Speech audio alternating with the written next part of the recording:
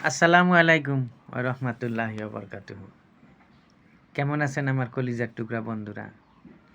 আমি আশা করি সবাই ভালো থাকেন ও সুস্থ থাকেন। তবে একটা কথা বলি বন্ধুরা, আপনার জীবনে যেকোনো মানুষকে, সে হোক আপনার শ্বশুর বা শাশুড়ি বা বেওয়াই বা বেওয়ানি বা পীর বা বন্ধু বান্ধব,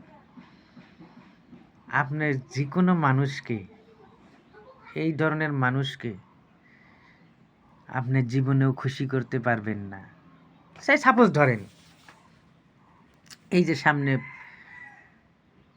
পবিত্র ঈদ উল ফিতর আসতেছে, আপনি ভাবলেন যে ঈদ উপলক্ষে আমার পীর সাহেবকে আমি 5,000 টাকা দামের একটা পাঞ্জাবি বানিয়ে দিব, বা আমার বিয়াইকে আমি ঈদ উপলক্ষে একটা ঘড়ি কিনে দিব,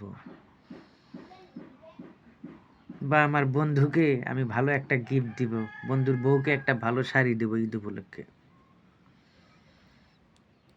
আপনি মন পাবেন না। আপনি যত টাকাই খরচা করেন, জাস্ট ফর অল্প শর্ট টাইমের জন্য বলবো এটা আমার বিয়ে দিছে,